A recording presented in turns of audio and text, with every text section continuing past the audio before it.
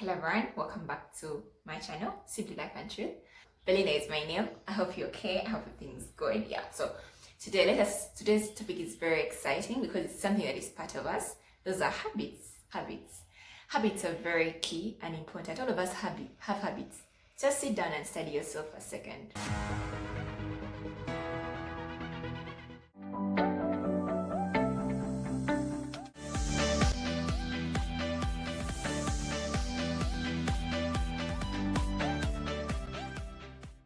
Yeah, so today I want to share something that is 7 habits of highly effective students. This I want to get with reference to the late Stephen Covey's book, 7 Habits of Highly Effective People. Yeah, I hope they work in your life. You can see them. They are part of your life. And yeah, if you don't have them yet, you can incorporate them one by one at a time if you want. Yes, so let's go on habit. What's an habit? Let me bring it in literal sense. For a student, like me and you or someone else, our aim is to excel, to pass our exams, right? That's a natural, it makes sense because you don't go to school to fail. You go and you aim to pass as a student. So that makes sense naturally. Well, the knowledge, like what you need to excel as a student, that's the knowledge. And how to do it, actually the skill, because all of us have that. We may have the knowledge but we don't know how to use it so well. That's a skill, knowing how to do it. And then also the attitude. Different students have different attitudes. Do you want to do it? Is it for your parents or is it for you, or do you have the purpose why you're doing it? So that's the attitude. Overlapping of the knowledge, the skill and the attitude, that's an habit. I hope you've got it right. Yes, habit is being proactive. What do I mean by that? Being proactive, when I read that, it doesn't make sense sometimes, but yeah, being proactive is literally taking responsibility. Knowing, like taking responsibility of your response, literally. So for example, let me say you miss a quiz, which most times it happens, like randomly a lecturer comes in with a quiz. Say you miss a quiz, and then what's your reaction? You can actually choose to blame the lecturer for just throwing a quiz randomly, or you can blame your classmate for not calling you in time, or you can blame your roommate for not waking you up. In that kind of scenario, like you respond differently, you get? So being proactive actually is taking responsibility of your actions. Practice means that you actually work on it. We can be 2 types of students. Let me say like we all fail a test. Yes, I can choose to blame the teacher, or my other friend can choose to actually see their mistake and work harder. So that the response we take, this is something you apply in all areas of your life. So being proactive is the first habit of an highly effective student. Yes, so we go. Habit is having the end in mind. I'll use the analogy of the building. Let me say like there's this structure. Before it's actually put down, there is a plan. There is someone who came up with an image in their head, and they put a plan. They came up with a plan, the different, yes, you get? There is a plan for it. That house or that structure, that bridge, whatever in life, it has first of all an image. First of all, it first exists in the mental, yes, in the mental world. It first exists there and then it's put down.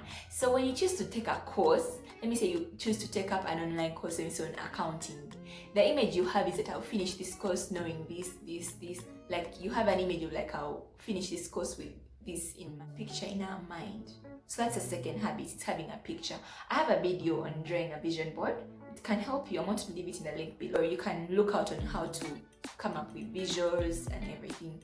So the other thing is that it leads you to the third habit, which is putting first things first. When I say first things first, you'll be like, who? First things first? Yes, it's something that we all say, but I don't know if we all do. But yes, for highly effective students, for successful students, they actually put first things first. What do I mean like that? For example, you see like there's so many, like in the process of putting down that structure, there are so many steps for it to actually come to that place. You have to, first of all, do the plans, get them approved, and then the site clearance. You get the foundation. Those are the steps they take. So for you as a student, yes, you want to excel in your exams. You have the skill, but there are things that you have to do physically. They're not going to, you have to put them, give them a physical. You have to read, you have to attend classes, you have to do tests, you have to discuss. You get? Those are things that you do before you achieve the goal of excelling and getting the degree. You get? Those are like put first things first. And as a student, we have so many areas of our lives. We're not only studying only, but we have other things. So the wisdom and the knowledge to do that is part of being an effective student. Yes. So the other thing is the fourth habit is think to win-win. Let me say, like in a class, you're like 20, and let me say they bring back a test and maybe you passed or someone failed. Yes, so the win-win is actually working together, because we have this thing, like people have always in Vino, like team tent or something, where we all want to excel, we all want to graduate as a class, you get? So the win-win mind is you go out and help your friend, because you have this mind that we are all to do, let me say, a practical, like let me say we do field work most of the times, let me say in surveying, and we come back and we are comparing what we observed, and for you, if you tell your friend because you think you get better marks, which doesn't make sense, right? So for a highly successful student, you have to have a win-win mentality, in that you seek for you guys to win as a team. Yes, so that's the fourth habit. The fifth habit is seek to understand. What do I mean by that? When I was listening to the book, I'm like, okay, in literal sense, I can bring it to a student life. Let me say you maybe say didn't pass this exam. Seek to understand first. Don't say this lecturer did not to mark or something. First, go through your work. First, get to know why he marked some things wrong. First, seek to understand, first get to understand before you judge or something. Yeah, so you have to first understand the concepts, first of all, before you apply them. Seek to understand first. First get to know the other person's view or what they are about before you actually put on your own understanding. Yes, it's very key, because in most of the times you can just receive your paper and be like, so you have to first understand what was required for you. That's why we do tests, that we prepare for the final exams. So when you're doing your tests, seek to understand what the lecturer wants, what is needed, because we have vast information. Remember, we have very various sources of information, but this certain course unit may need just a simple few things, and for you added everything. But first, seek to understand first what's needed and everything. I hope I've made it understandable to you. Yes, so that is our fifth habit, is synergy. Synergy is actually energy, like group energy. I can best explain it maybe in project design. In project design, let me say this semester we have project design, and in project design for third year we are 10. We are 10 in a group. I'm in a group of 9 boys and I'm the only girl, but we are all different in this way, that this one has this idea, this one has this idea. We are all different when we get together. But synergy is us embracing our different differences and using them together. Let me say, personally, me, it's combining the work and getting the presentations ready and everything. Maybe that's what I'm good at. Or then there's this person who is good at research and everything. Doesn't mean that I won't do the research, I will have to, but we celebrate each other, like there's 10 people and we give ourselves assignments, and so we work together as a group. In my course, I don't know in all other fields, but group work is very important, because you're not going to do a project alone, you're not going to do a bridge alone or a road alone, you're going to work with different groups. For successful students, for you to be a successful student and in life a successful person and effective, how to work with other people, you have to know, you are not, because some people don't think like you, they are wrong. No, you have to know, we can work together and achieve. Synergy is very important. That's like group energy, all of us come together, and So the seventh habit, the seventh habit, sharpen the saw. When I got to listen to this habit, I'm like, what does that mean? Let me give it to leisure time of a student. Say you have, this is something that I see in my life, let me say design of steel. It's a course unit we have. This design of skill is filled with different topics, and they're all practical.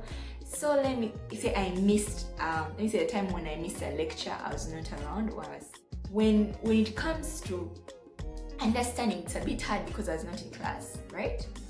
So sharpening the saw means literally, you can get an easier way of getting the thing done. If there's an easier way of getting the thing done, then do it. For example, I go to my deskmate and then we do the work, it takes a shorter time and the understanding is easier. So as a student, you have to know that. Yes, so you don't have to struggle, sleepless nights, getting to learn this, yet there is someone who can actually go through. This is something that I really do. There are times when the topic is a bit hard and there's a friend of yours who understood better. You go to them. It's part of being a successful student. Yes, so I hope the habits are really being understood. But you can actually go and read the book. I will find a way to link it below if I am able to.